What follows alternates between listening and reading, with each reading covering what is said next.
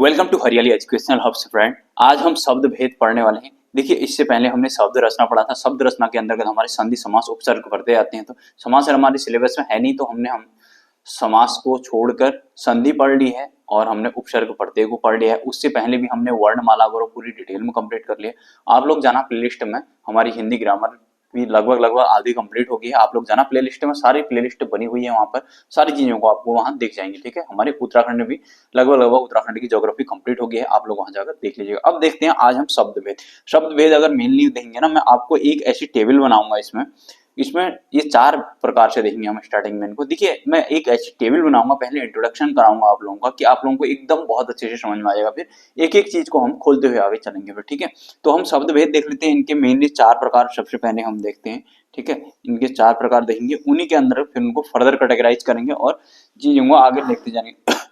देखिए, एक टेक्निक आपको बताऊं मैं। देखिए, अर्थ हो गया, अर्थ के आधार पर अर्थ, फिर रचना, फिर स्रोत,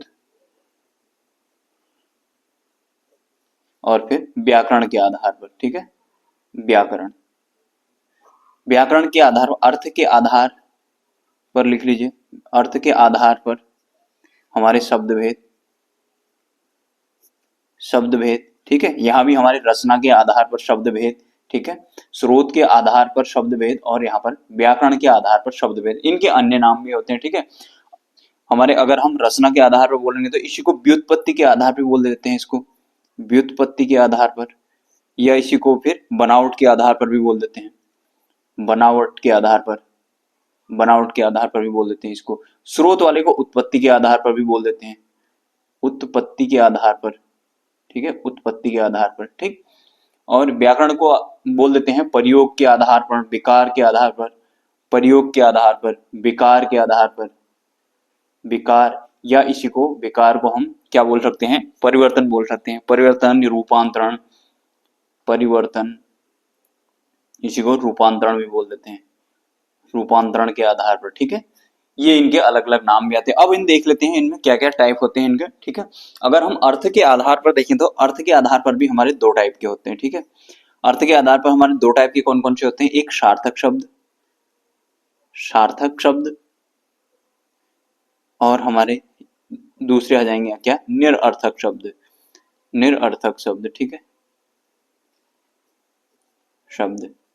अब ये हमारे निरर्थक शब्द क्या होते हैं, इनका जिनका कोई मतलब खास कोई मतलब नहीं होता है। जैसे खाना वाना बोलूं मैं, खाना वाना एक राइमिंग के लिए जो होते हैं। अब इसमें खाना तो खाना है, वाना कुछ नहीं है। ठीक है, वैसे ही है, जैसे चाय वाय पीली बोलते हैं ना, चाय, और यहाँ पर वाई, यहाँ पर चाय तो है, ये वाई क्या है, ये कुछ नहीं है। तो इस प्रकार से निरर्थक शब्द हो गए ये। ठीक, अगर हम सार्थक की बात करें तो ये फिर से अगेन हमारे चार प्रकार के होते हैं। चार प्रकार के हमारे, एकार्थी, एकार्थी, फिर इसके बाद अनेकार्थी, अनेकार्थी, समानार्थी, समानार्थी यानी कि जिनका समान अर्थ होगा, इनको पर्यायवाची भी बोल देते हैं, और विलोम। ठीक है, 1 2 3 4। ठीक, हमारे ये हो गए अर्थ के आधार पर सार्थक और निरर्थक। निरर्थक का मतलब नहीं हुआ, ये निरर्थक ये वाले हो गए हमारे। सार्थक हो गए एकार्थी, अनेकार्थी, समानार्थी, विपरीत, हमारे चार प्रकार के। ठीक, अब इसके बाद हम देख लेते हैं रचना, व्युत्पत्ति या बनावट के आधार पर हमारे ये भी हम होते हैं तीन प्रकार के। ठीक है, यहाँ पर मैं ब्लैक से लिख देता हूँ, आपको अच्छे से समझ में आएगा। यहाँ पे ब्लू से लिखा है, ये भी हमारे तीन प्रकार के होते हैं। ठीक, तीन प्रकार के होते हैं, तो इनमें क्या क्या आ जाता है हमारा, रूढ़, रूढ़, इनको तीन लिख देता हूँ मैं, रूढ़ हो गए। फिर उसके बाद योग रूढ़, योग रूढ़, और यौगिक। ठीक, ये यौगिक शब्द हो गए। शब्द शब्द लिख लीजिए आगे से, रूढ़ शब्द, योग रूढ़ शब्द, शब्द है, हाँ शब्द, और ये यौगिक शब्द। ठीक है, ये क्या होते हैं, कैसा होते हैं, सबको एक एक करके डिटेल में पढ़ेंगे हम इसके बाद। ठीक है, हमने रचना के आधार पर देख लिया। अब हम स्रोत के आधार पर देख लेते हैं। स्रोत के आधार पर देखिए, स्रोत के आधार पर ना कहीं पर चार दे रहते हैं, कहीं पर पांच दे रहते हैं। अगर चार दे रहेंगे तो उसमें हम तत्सम तस्भव देशज विदेशज देखेंगे। संकर भी होता है उसमें, कहीं पर उसको नंबर नहीं दिया रहता है, कहीं पर दिया रहता है। तो हम इसमें 4/5 लेकर चलेंगे, 4/5। तो इसको हम तत्सम, जो संस्कृत वाले होते हैं, तद्भव, फिर उनसे जो उनका मॉडिफिकेशन होता है, तद्भव। ठीक, देशज, देशज, विदेशज, और इसी में हमारे शंकर भी आ जाते हैं। ठीक है, शंकर मतलब हाइब्रिड। इनको बताऊं, सबको एक एक डिटेल करके लाऊंगा मैं। ठीक, इसके बाद हम देख लेते हैं हमारे परिवर्तन के आधार पर या व्याकरण के आधार पर, रूप के आधार पर, रूपांतरण के आधार पर, कुछ भी बोल लीजिए इनको। ठीक है, तो इसके भी हमारे फर्दर दो टाइप हो जाते हैं, जैसे हमने यहाँ पर देखा था, ये विकार के आधार पर, विकारी शब्द बोलते हैं इनको, और अविकार के आधार, अविकारी शब्द, अविकारी शब्द, अविकारी। ठीक है, ये हमारे विकारी हो गए, ये वाले विकारी हो गए, ये अविकारी हो गए। अब विकारी कौन से होते हैं? विकारी भी हमारे चार होते हैं। विकारी चार कौन से होते हैं? वही मैंने इससे पहले ही बताया आपको, संज्ञा, सर्वनाम, विशेषण, क्रिया। ठीक है, संज्ञा, सर्वनाम, विशेषण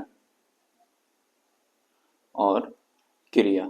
ठीक है, ये हो गए। अब इसके बाद इसको देखेंगे तो हमारे ये हमारे क्रिया, विशेषण, संबंध, समुच्चय, विस्मयादि बोध होते हैं। इनको मैं यहाँ लिख देता हूँ। ठीक है, इनको यहाँ लिख देता हूँ मैं, अभिकारी वालों को। आप समझना कि यहाँ पर है। ठीक है, 1 2 3 4 होते हैं अभी। ठीक, तो इनको मैं यहाँ लिख देता हूँ, आप यहाँ देख लीजिएगा इनको। ठीक है, तो ये हमारा पहला आ जाता है क्रिया विशेषण।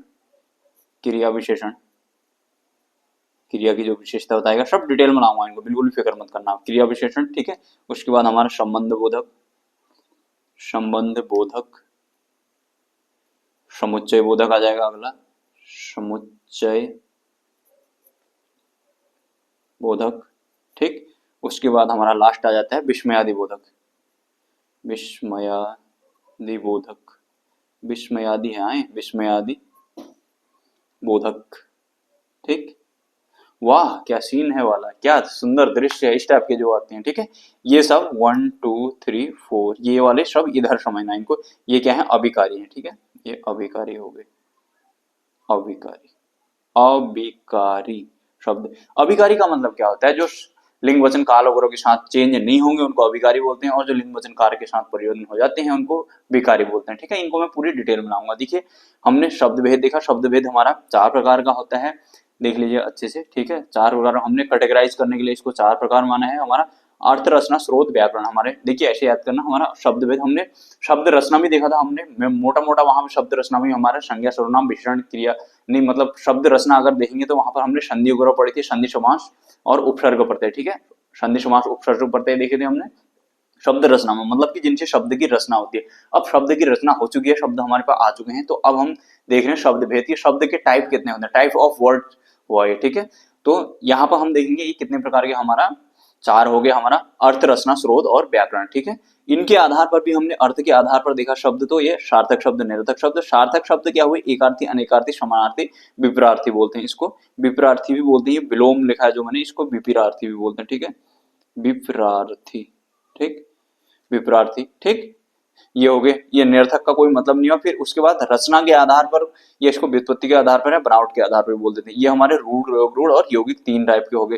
फिर स्रोत के आधार पर हमारे तत्सम, तद्भव, देशज, विदेशज और संकर हो गए। ठीक है, उसके बाद हमारे आ जाते हैं व्याकरण या परिवर्तन के आधार पर, रूपांतरण के आधार पर भी बोलते हैं इसको, प्रयोग के आधार पर भी बोलते हैं। तो ये हमारे 2 टाइप के होते हैं, बेकारी, अभिकारी।